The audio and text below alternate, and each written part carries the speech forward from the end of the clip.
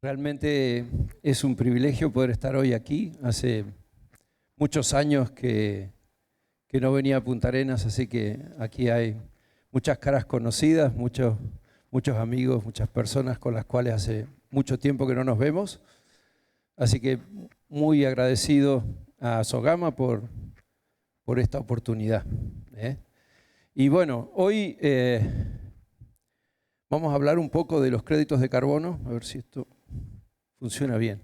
Pero antes quisiéramos tener un acuerdo inicial, antes de empezar a hablar de los bonos de carbono, de los créditos de carbono.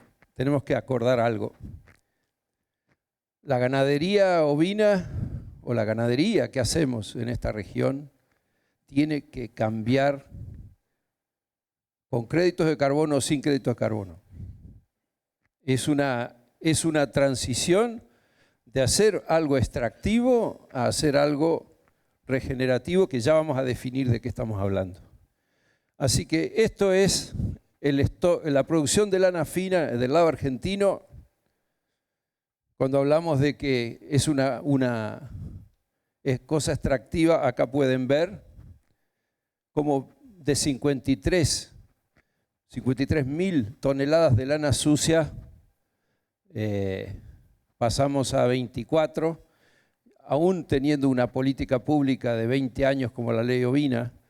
Lo único que hicimos fue declinar, ¿sí?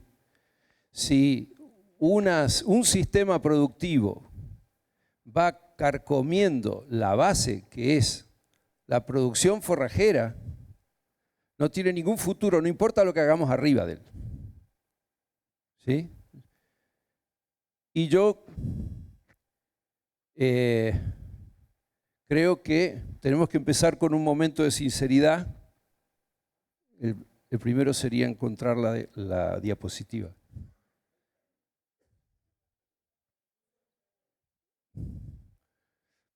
Ahí está. Muchas gracias. Bueno, en Magallanes no va mucho mejor, ¿sí? Tenemos una tendencia declinante también en los stocks, que vamos a decir rápidamente, sí, la culpa es la sequía. No tenemos nada que ver, no tenemos ninguna responsabilidad en esto que está pasando. Bueno, es tentador, pero no es cierto. Es tentador, pero no es cierto. La ganadería que hacemos es extractiva, se come el capital biológico, ¿sí? Y cada vez hay menos ovejas, y del lado nuestro hay más del 30% de campos abandonados. Sería negligente decir que somos sustentables, que está todo bien. Negligente. Si queremos cambiar, tenemos que reconocer que tenemos un problema. Y que este es el problema madre. Si yo no tengo pasto, no voy a tener problema de perros, porque no van a venir los perros, porque no va a haber ovejas. Está muy bien atender los perros, está muy bien atender el problema de los guanacos, pero hay millones de hectáreas en Patagonia que no tienen un solo guanaco y no pueden tener ovejas porque no hay más pasto. Así que en esta zona, entre el mar de Pilocela que tenemos en algunos lugares, mar de Pilocela, hace 30 años no había ni una, ¿sí? Más la murtilla que sigue avanzando en los murtillares, más la degradación de las vegas, tenemos unas caídas de receptividad monstruosas, monstruosas. Y esa caída de receptividad no se arregla comprando alimento. Porque si uno empieza, o sea, nosotros alimentamos, no es que estamos en contra de la alimentación, pero es loco sustituir pasto gratis por pasto que pagamos. Lo podemos usar estratégicamente cuando hace falta, pero si hacemos las cosas bien, no lo vamos a necesitar. Y si seguimos perdiendo campo y dando de comer, vamos a terminar en un gran feedlot. Un gran feedlot, toda la Patagonia, un gran feedlot, trayendo camiones de granos que se producen 2.000 kilómetros más al norte. Entonces, el modelo es el que tiene que cambiar, y cuando cambiamos el modelo, podemos empezar a hablar de carbono, ¿sí? ¿Qué es ganadería regenerativa? Vamos a hacer el segundo acuerdo aquí. ¿De qué están hablando aquí? No es de una práctica. La ganadería regenerativa es un modelo ganadero completamente diferente que genera renta y resiliencia a partir del aumento del capital biológico y el capital social.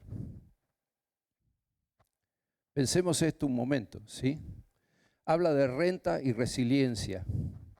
La ganadería regenerativa no es parte de un movimiento hippie o de un movimiento ambientalista que está en contra de la producción.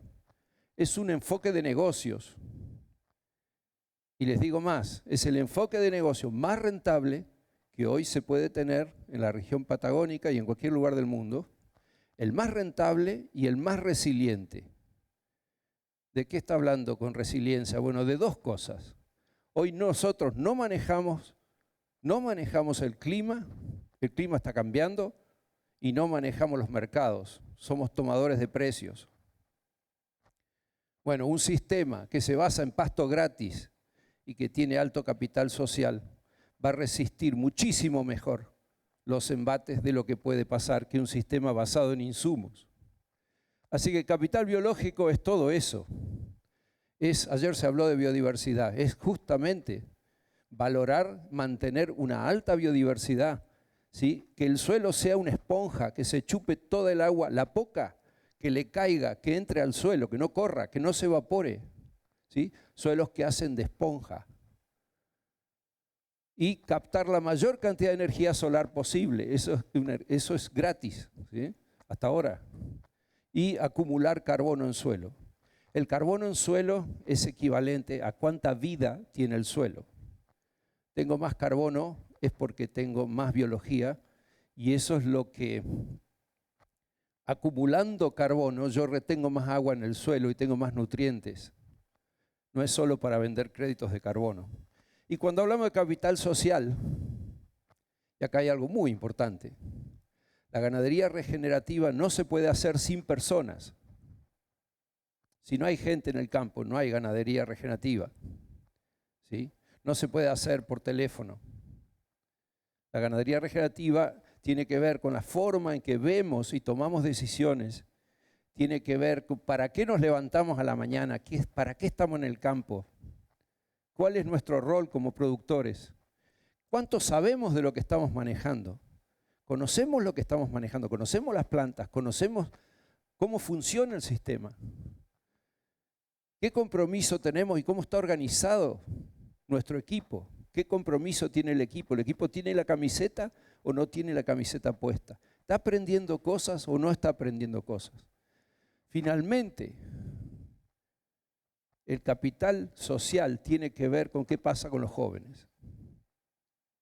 Los australianos inventaron esta palabrita, regrarians, que a mí me encanta, que se refiere a los jóvenes que vuelven al campo, los jóvenes que se volvieron urbanos, pero que vuelven al campo y vuelven con un propósito que los inflama, que les da sentido. Yo voy a volver al campo a hacer algo que vale la pena, que es algo buenísimo, que me justifica a mí mismo. La ganadería regenerativa hace que los jóvenes quieran volver al campo, y eso es capital social.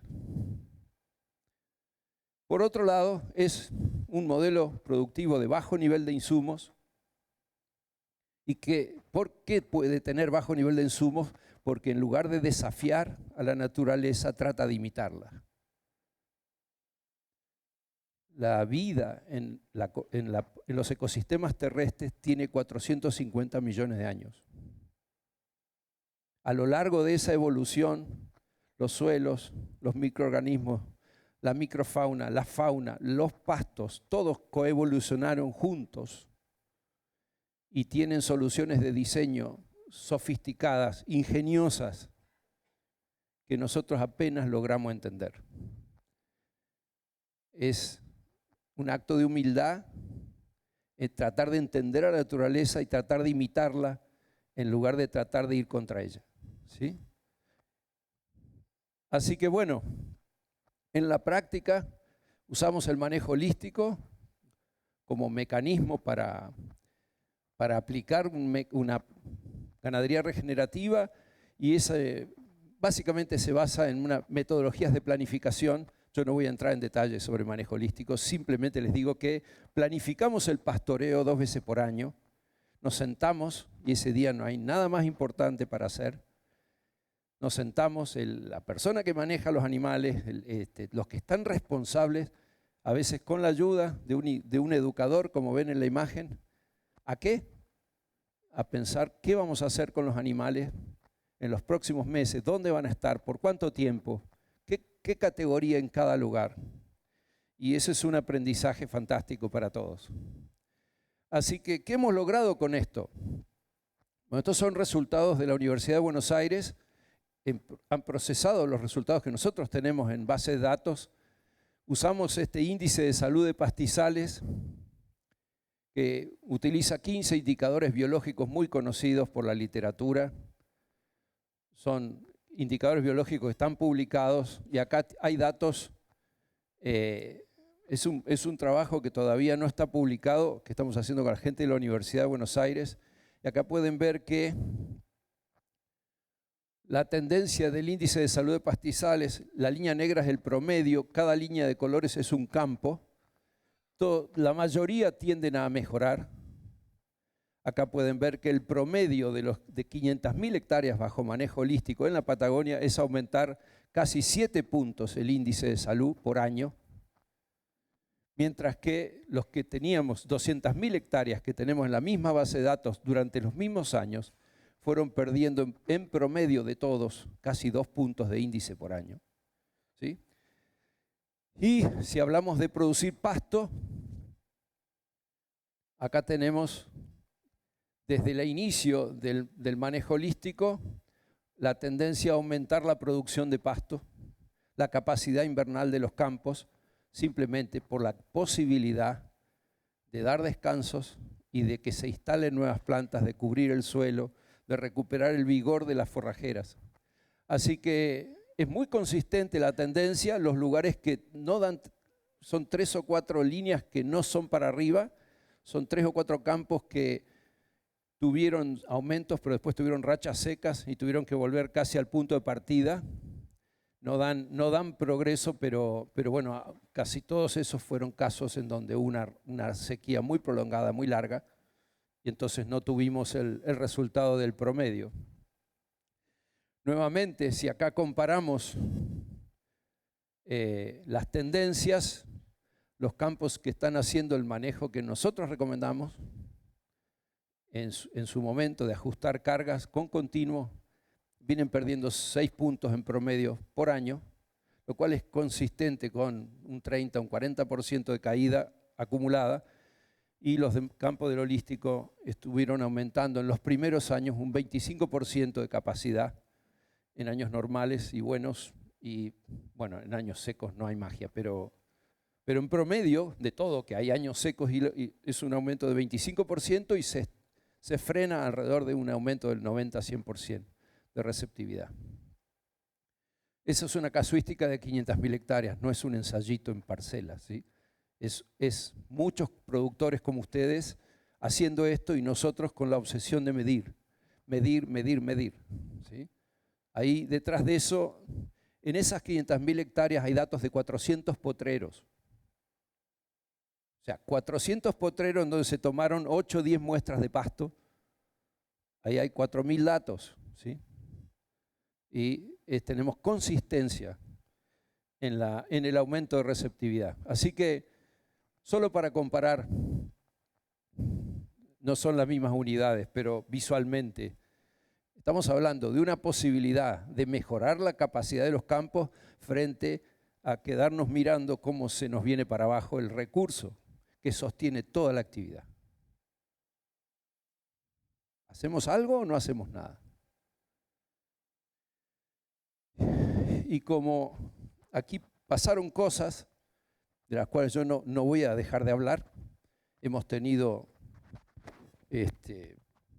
problemas a los comienzos, digamos, fueron cosas de las cuales se habló mucho, así que no voy a entrar en detalles porque creo que ustedes los deben tener, pero entre el 2008 y 2012 nosotros introdujimos desde Ovis 21, empezamos con Monte Dinero y después hubo un proyecto Corfo aquí en Punta Arenas y estuvimos trabajando con muchos campos y en algunos campos tuvimos problemas serios de performance animal.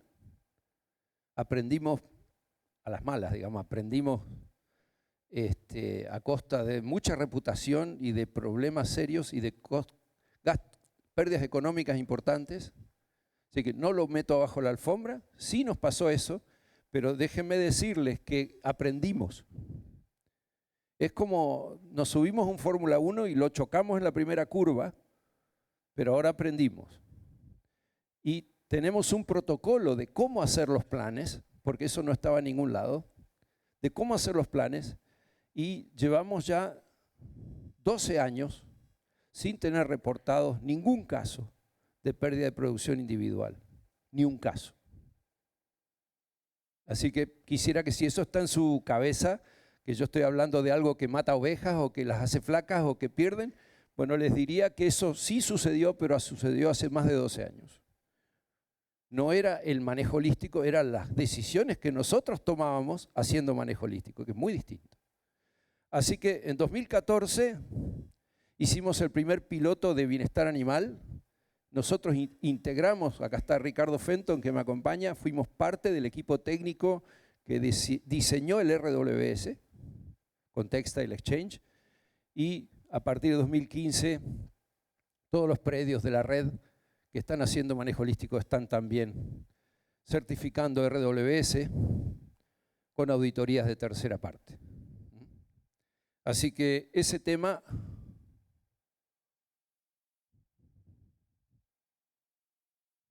no quiere pasar. Ahí está. Bueno, voy a empezar a hablar de carbono, ¿sí? Los carbonos no son ticket gratis, ¿eh? Haciendo lo mismo de toda la vida, olvídense que van a cobrar crédito de carbono. Primero porque hay un criterio en los programas de carbono que se llama adicionalidad. Tengo que hacer algo que no estaba haciendo antes. Y si hay algo que ya lo hacía de antes, ya no es adicional. Pero aparte, si entendemos la biología, podemos comprender que no se puede secuestrar carbono con las ovejas todo el año arriba de los campos. ¿Cómo funcionan los pastizales de todo el mundo? Funciona como esa bombita que ven ahí. Esa bomba, algunos, casi todos habrán visto alguna en el campo, es una bomba bifásica, tiene una fase en que no larga agua, porque la está cargando en el émbolo, y tiene una fase que escupe el agua cuando uno baja la palanca, cuando expulsa el agua del émbolo. Bueno, los pastizales tienen una fase de acumulación y una fase de descarga. Y esas fases tienen que estar bien separadas. En la fase de acumulación, ahí ven, la curva roja es lo que pasa arriba, es lo que pasa con la biomasa aérea, la de abajo es lo que está pasando con las raíces. Y es como un espejo. Digamos, si yo no tengo muchas hojas arriba, no voy a tener muchas raíces abajo. ¿Sí? Es un espejo. Yo necesito acumular biomasa aérea y necesito acumular biomasa radicular.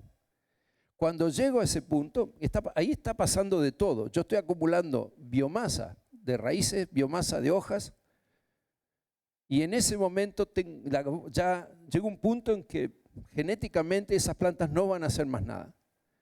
O se acabó el agua o lo que sea. Ahí viene la fase de descarga. ¿Y cómo se hace la descarga en la naturaleza?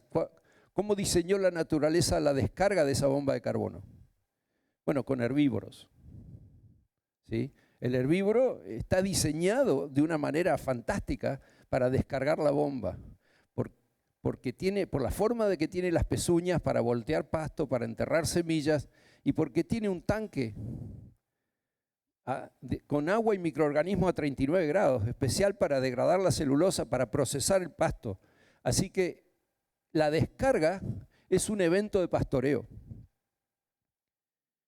Y en la naturaleza los herbívoros no se quedan nunca en un solo lugar. Los herbívoros se mueven y hay un rol importante en los predadores. Los predadores hacen que los herbívoros se agrupen y se muevan. Entonces, para imitar la naturaleza yo tengo que tener eventos de pastoreo, pero no pueden estar todo el tiempo porque no permito que la bomba se cargue. Es tan simple como eso. Y estos pastizales patagónicos, nadie sabe, obviamente, cómo eran en el Pleistoceno, hace 400.000 años. Nadie estuvo ahí, pero sí podemos inferir que no estaban todo el tiempo en el mismo lugar, porque no lo hacen en ningún lugar actualmente los animales. Así que tenemos que entender que en el Pleistoceno teníamos toda una cantidad de animales que hoy ya no existen, salvo el guanaco y el pudú y el puma. Pero aquí había caballos, milodones. Esos comían y se movían, comían y se movían. Y hoy lo único que tenemos para cumplir el rol funcional de esos animales prehistóricos son nuestro ganado doméstico y los guanacos. Con la única diferencia que el doméstico hace lo que nosotros queremos y el guanaco no. Así que lo único que tenemos son nuestras vacas, nuestras ovejas, para poder hacer funcionar esa bomba de carbono. Y cuando lo hacemos bien, secuestramos carbono. Este es un estudio que se hizo para calibrar el modelo Snapgrace que se usa en el programa POA. Ahora vamos a ir al programa de carbono. Fuimos a campos que tenían manejo holístico hace por lo menos más de 5 años y comparamos su contenido de carbono con el vecino. Ahí tienen porcentaje de carbono vecino, porcentaje de carbono manejo holístico. El stock total de carbono, esto fue hecho con muestreos aleatorios, con estratificación, digamos como corresponde desde el punto de vista técnico. Y ahí pueden ver las tasas de secuestro. Son los primeros datos que tenemos de tasas de secuestro incrementales de carbono, ¿sí? Ahí está expresado en toneladas de dióxido de carbono equivalente. Y pueden ver que en este set de 5 campos comparados con sus vecinos, consistentemente los que hacían manejo holístico tenían más carbono que el vecino y la tasa de secuestro estimada está en el rango de 0,70 en los lugares más secos a 4,70 en la estepa magallánica húmeda. Justamente la estepa magallánica húmeda que compartimos argentinos y chilenos. Así que, ¿queremos secuestrar carbono? Tenemos que hacer algo diferente, tenemos que dar descansos largos y usar nuestros animales para descargar la bomba de carbono. Vamos ahora al programa de carbono POA. Bueno, este es un programa de carbono que tiene tres socios. Native, que es una empresa de Estados Unidos. Roots, que es una empresa argentina especializada en tecnología para carbono. Y Obis 21. En este momento Roots y Obis 21 se están fusionando. Digamos, somos una sola empresa. Así que es un proyecto agrupado, significa que los productores no participan de manera individual, sino que es colectivo. Estamos buscando llegar a 3 millones de hectáreas en este programa. Está certificado por Verra, ya está validado por Verra, es el primer programa que tiene validación de Verra, o sea que está listo para generar créditos de carbono, está generando sus primeros créditos.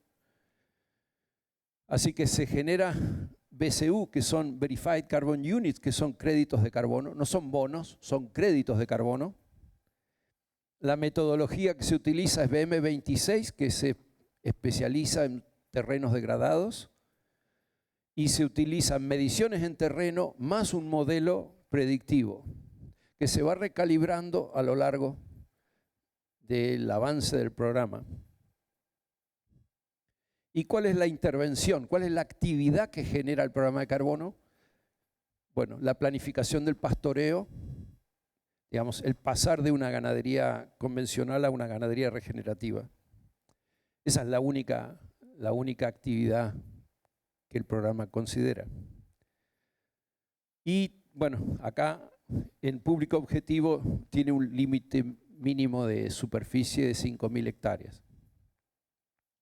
Así que hoy, ¿dónde está el programa? En este momento tenemos casi 1 millón de hectáreas, 55 predios que están en distintos niveles de proceso. Fíjense que ya tenemos 8 predios que tienen anexo A firmado, que eso es, empiezan a recibir preventas, dinero de preventas de créditos. Tenemos otros 30 predios, casi 400.000 hectáreas con contrato firmado. Y tenemos otros 17 predios en camino, con lo cual estamos cerca del 1.000.000 de hectáreas. 1/3 de nuestro objetivo. ¿Qué tiene que hacer el productor? Digamos, bueno, ¿qué hay que hacer? Bueno, lo primero, hay una relación contractual, es decir, el productor pertenece al programa de verificación de créditos a través de un contrato, ¿sí? Contrato firmado, es un contrato de largo plazo. Segundo, el programa se basa en mejorar la infraestructura de potreros y de agua para poder rotar el pastoreo, entonces tiene que primero planificar el pastoreo. O sea, si el productor se anota, pero después no quiere hacer la planificación del pastoreo, bueno, está fallando al compromiso. Tercero, hay que monitorear y se usa el estándar GRAS para monitorear los resultados. 4, tiene que cumplir con un plan de inversión si recibe financiamiento y tiene que respetar los principios de bienestar animal. Y por eso es que todos los productores de POA tienen que certificar RWS y, digamos, trabajar mal con los animales es, o sea, faltar al bienestar animal es un deal breaker, dirían, algo que rompe el negocio.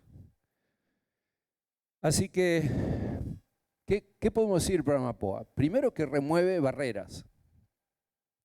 Remueve algunas barreras importantes que hay para empezar. Uno dice, está bien, yo quiero empezar, pero ¿cómo arranco? ¿Cómo? Bueno, esto remueve barreras. Y lo segundo, impacta directamente en el negocio. Y déjame decirles, no es un impacto marginal, no es una mejora de decimales, es una mejora sustancial de la rentabilidad y resiliencia del negocio. Así que vamos a abrir esto un poquito. Primero, cubre la asistencia técnica y el monitoreo. O sea, el programa financia los costos de tener un educador, de ir a monitorear, de hacer las muestras de suelo, todo eso lo paga el programa. Incluye todas estas actividades, planificar, hacer el plan de la infraestructura, planificar el pastoreo 2 veces por año, hacer el monitoreo GRAS y también tiene una beca para el curso de manejo holístico. Eso lo cubre el programa. Segundo, y la asistencia la hacemos nosotros, que somos patagónicos. Es decir, esto acá no viene alguien de Estados Unidos a decir cómo hay que manejar el pastizal patagónico, ¿sí? Y sabemos de ovejas, y les diría yo, y sin hacerme el gracioso, ya hicimos bastantes macanas, sabemos lo que no hay que hacer también, ¿sí? Eso es parte de nuestro capital. Y el tema, bueno, la infraestructura es otra barrera. Para muchos campos, sí, me interesa, pero tengo 4 potreros, tengo 4 campos, con eso no puedo hacer una rotación con 2 categorías. Entonces, el programa tiene un sistema de preventa de créditos que se llama Help Build, en donde el productor hace un plan de la tierra, que le llamamos, y el programa financia con créditos prevendidos, como vender lana sobre el lomo.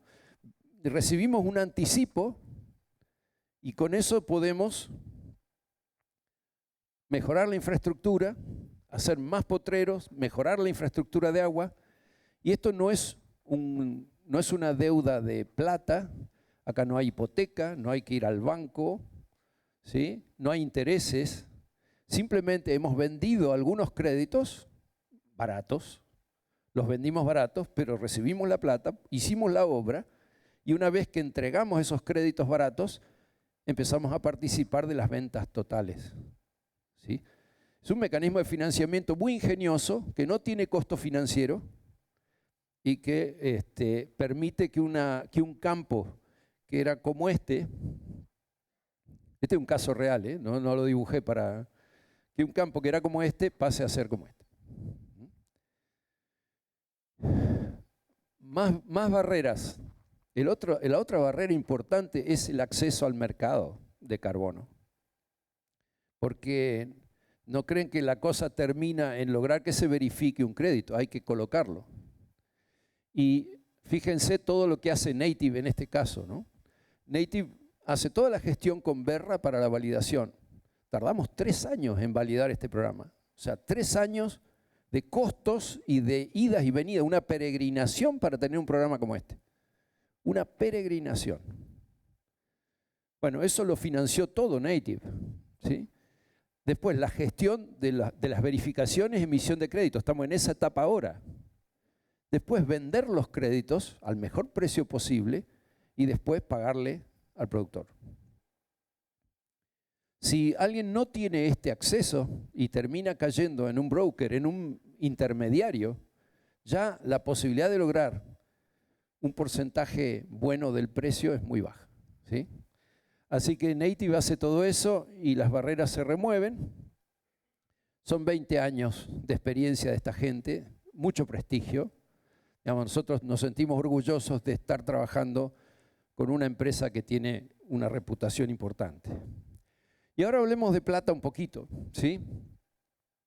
Acá tenemos cuál es el impacto esperado en un campo que podríamos decir 20.000 hectáreas, zona de Río Gallegos, no muy lejos de aquí. Esta es la facturación hoy por hectárea, estimada más o menos para un campo que tiene 0,3, 0,4 equivalentes de carga, 0,3, 0,4 ovejas por hectárea más o menos. Hoy es el promedio de la zona de Gallegos. 12 dólares por hectárea es la facturación anual de ese campo, hoy con los precios que tenemos. Y acá ven que el programa, por un lado, va mejorando la producción ovina. Fíjense que la columna azul aumenta. ¿Por qué aumenta? Y porque puedo tener un poco más de animales, porque los animales comen mejor, ¿sí? Ya no tengo conflicto con la producción individual, voy a tener la mejor producción individual que el año me permita, pero voy a tener más animales que los que tenía cuando empecé, ¿sí? Primera vez que podemos proponer aumentar la carga. Yo he venido varias veces a Sogama a hablar de que había que bajar la carga. Muchos de ustedes no estarían aquí todavía, pero... Y acá ven el impacto del carbono con 2 escenarios. Un escenario pesimista. ¿Qué sería pesimista? Bueno, le puse la mitad de la tasa de secuestro de carbono que nosotros medimos contra el vecino, ¿sí? Es más o menos, ahí lo que está calculado es con 1 tonelada de dióxido de carbono secuestrada por hectárea, cuando para la estepa magallánica seca, el campo que fuimos a medir da una tasa de 2. Y está puesto un precio bastante bajo, está puesto un precio de 20 dólares la tonelada, 17 dólares la tonelada. Con esa cuenta está hecho el pesimista. El precio del carbono en el mercado voluntario, cuando nosotros empezamos esto hace 10 años, era de 2, 3 dólares la tonelada. Cuando empezamos POA era entre 10 y 15 la tonelada. Y hoy, si salimos a ver crédito de alta integridad, de alta calidad, el rango de precios está entre 20 y 40 dólares. Por eso yo en el escenario pesimista usé 17 y en el escenario esperado puse 27 dólares. Acabo de llegar de un foro de la Argentina Carbon Forum en Córdoba, donde referentes del mercado voluntario de carbono pronostican que el carbono, la tonelada de carbono para 2030 va a llegar a 50 dólares. No sé si alguien mira pronósticos de cuánto va a valer la carne o la lana en 10 años y en 20 años, pero estoy seguro que no tiene una trayectoria parecida. ¿Por qué va a aumentar el precio? Porque en el segmento de créditos de alta calidad e integridad, el mercado está subofertado y la tendencia de las empresas que salen a comprar créditos para neutralizar su huella es comprar los que son de alta calidad, no los que son de menor calidad. Cuestión de oferta y demanda. Es muy difícil armar un programa como el que nosotros tenemos. Ese es el que quiere las empresas, digamos, de mayor seriedad, que no pueden quedar mal paradas frente a la sociedad ni frente a sus accionistas. Así que fíjense que en el peor escenario son $7, casi $8 de ingreso adicional contra 12 que el productor tenía. Y en el escenario esperado, la columna naranja es el aporte del carbono, es más que la carne y la lana juntas. Si lo ponemos en una unidad más familiar, esto está hecho con precios de aquí, de Punta Arenas. En el caso pesimista, es como si vendiéramos 2.800 corderos de 15 kilos adicionales. Para este es un caso en donde estábamos hablando de 20.000 hectáreas, creo que, no sé, son 6.000 animales, ponele. Son 2.800 corderos adicionales y 9.000 corderos adicionales en el caso del escenario esperado. Y la otra cosa que mucha gente dice, ¿y si yo quiero vender el campo? ¿Qué pasa? Bueno, en realidad el campo vale mucho más con un contrato que tiene ese ingreso. Si yo tengo un campo, vuelvo aquí, si yo tengo un campo que me genera $24 por hectárea en créditos de carbono, eso vale más que el resto. Si el valor de un campo está en relación a la renta que puede generar, obviamente el campo sin POA vale, usando valores de Argentina, $1,5 millones. Con el escenario pesimista vale el doble y con el escenario esperado vale 4 veces más. O sea, tener una venta asegurada por contrato durante 40 años en donde el campo va a producir un ingreso que tiene, ese ingreso no está afectado ni por la predación, ni por el abigeato, o sea, está libre de esas cosas y me está generando un ingreso mucho mayor. Y cuando hablamos de resiliencia, un campo que tiene esos ingresos adicionales está mucho mejor preparado para una contingencia de un año de mala señalada. Este año, no sé, tuvimos problemas de pérdidas de invierno. Todas esas cosas no van a afectar la tasa de secuestro de carbono, van a afectar nuestras ventas de ovinos, pero no secuestro de carbono. Así que ya termino. Mucha gente dice, no, pero a mí no me cierra lo del plazo, 40 años. ¿Cómo? 40 años yo no voy a estar, no lo voy a ver. Todos nosotros estamos haciendo cosas que no vamos a ver. Pero vamos a pensar un poquito y ya con esto termino. Primero, es la forma de ver las cosas. El largo plazo es por un lado un requisito del modelo, pero por otro lado una ventaja tremenda. Veamos esto. Primero, el cambio a ganadería regenerativa es para siempre. No tiene plazo. No es vamos a hacer esto por 40 años y después vamos a volver a lo que hacíamos antes. Una vez que uno cambia la forma de ver las cosas, no puede hacer lo que hacía antes. ¿Sí?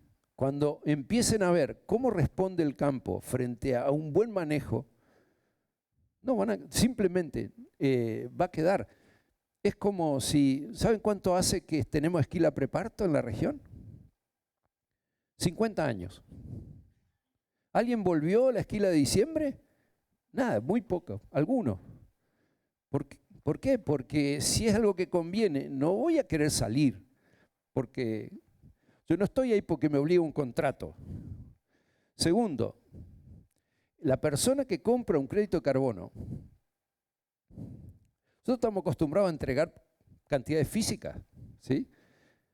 Viene el camión a buscar la lana, viene la jaula a cargar corderos. Y acá el comprador de un crédito de carbono, ¿qué se lleva? Un papel. Mejor ni un papel, capaz que un certificado digital. Lo único que está comprando es la confianza de que ese secuestro de carbono sucedió. Que alguno de ustedes hizo eso, de sacar carbono del aire y guardarlo en el suelo. Lo mínimo que pide ese hombre que compra un crédito es que no manden ese carbono de vuelta al aire porque alguien dijo, no, yo ahora esto no lo hago más. ¿Sí? Entonces, matamos el negocio si generamos la idea de que no podemos garantizar que el cambio sea permanente. ¿No estás seguro de que el cambio va a ser permanente? Mejor no lo hagas. ¿Sí? Bueno, para alguien, desde el punto de vista empresario, tener un horizonte asegurado por contrato de 40 años con un ingreso extraordinario me permite diseñar todo tipo de estrategias de diversificación, de mejoramiento, de vivir de otra manera, de hacer inversiones fuera de la agricultura. Lo tengo asegurado por 40 años.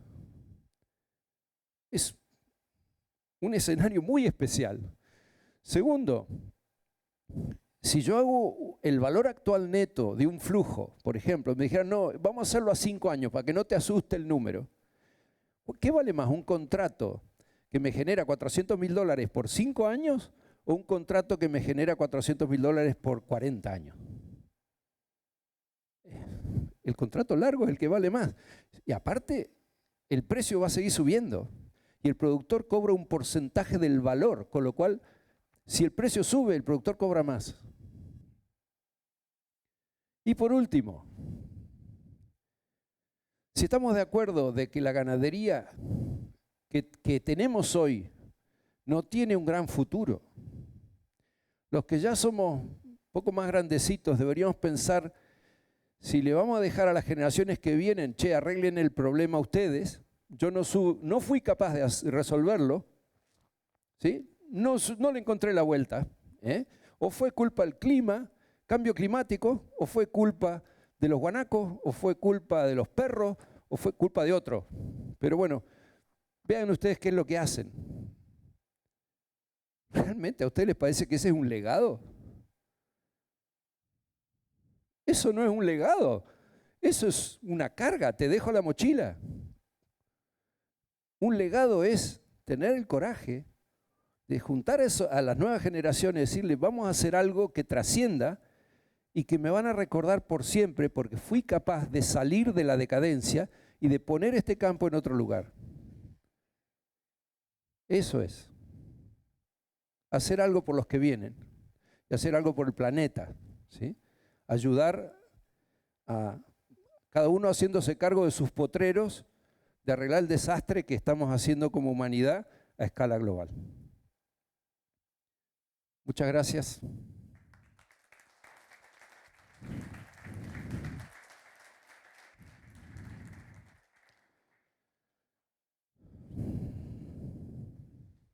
Bien, pues vamos a dar la opción. No sé si alguien preparó alguna pregunta que se le hayan entregado a Alejandro.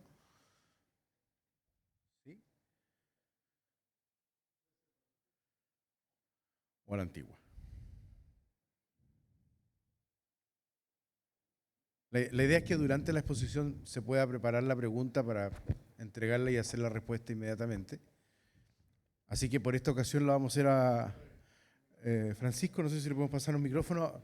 Alguien que desee hacer la pregunta, de los que estaban a punto de escribirla, y les pido que sean concisos en la misma para no atrasarnos con la exposición.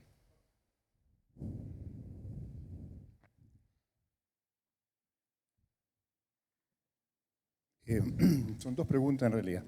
Una, ¿en qué tipos de suelos hicieron los muestreos y es de dónde provienen los datos de captura que mostraste en las diapositivas? Sí.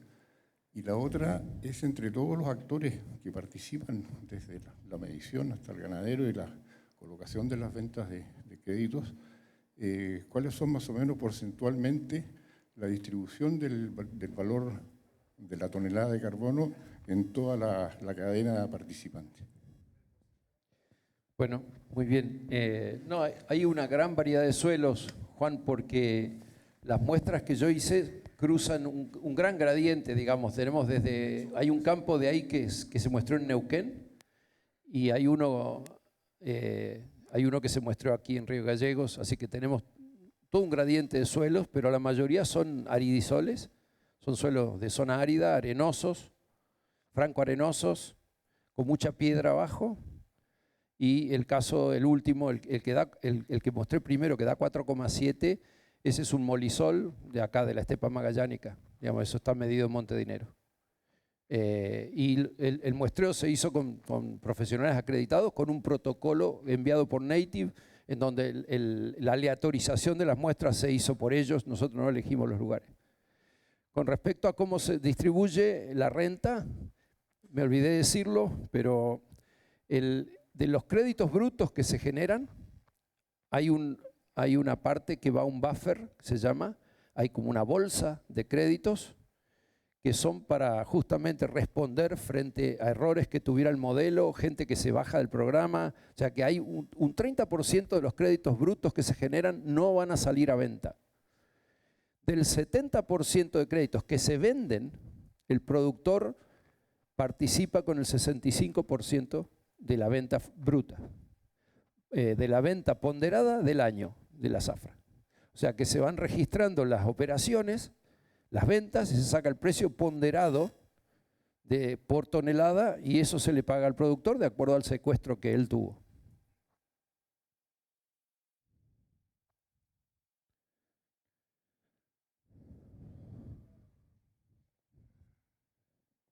Sí, ahora. ¿Alguna relación entre la producción de materia seca por hectárea y la expectativa de captura de carbono por hectárea? Sí, claro. Hay dos factores muy importantes en la tasa de secuestro. Uno es la productividad primaria, o sea, los pastizales más productivos secuestran más carbono, claramente. Y lo segundo es la temperatura. En los lugares donde hay más temperatura, la descomposición, o sea, la respiración del suelo es mayor. Entonces, a misma cantidad que ingresa, se consume más por respiración y el balance es menos secuestro. Nosotros estamos en una zona privilegiada, digamos la estepa magallánica, porque tiene dentro de la Patagonia la productividad primaria más alta, por fuera de los mallines o del complejo andino, tiene la productividad primaria más alta y temperaturas muy bajas. Entonces, estamos en el mejor lugar del mundo para secuestrar carbono, desde el punto de vista de esa situación.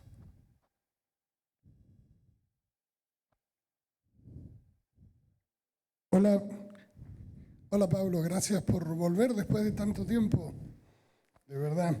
Este es un temazo porque hoy en día, y tú lo sabes mucho mejor que yo, la ganadería está pensando en cómo hacer ingresos más por el hidrógeno y por el carbono que por la querida oveja, que hemos estado en ello por tantos años.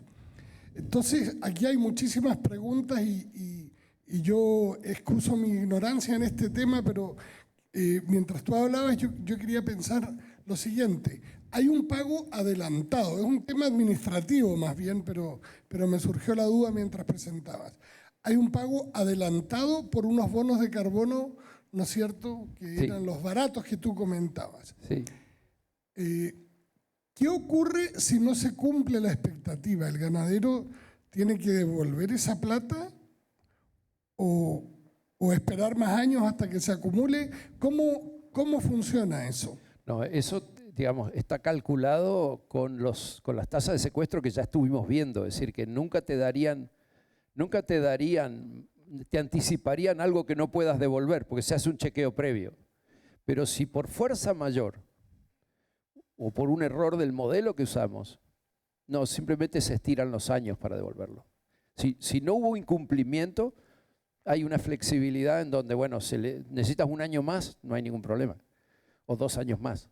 Pero, digamos, como se hace un chequeo previo de cada caso para ver si puede devolver, o sea, lo que se testea es si puede devolver el anticipo en 3 años.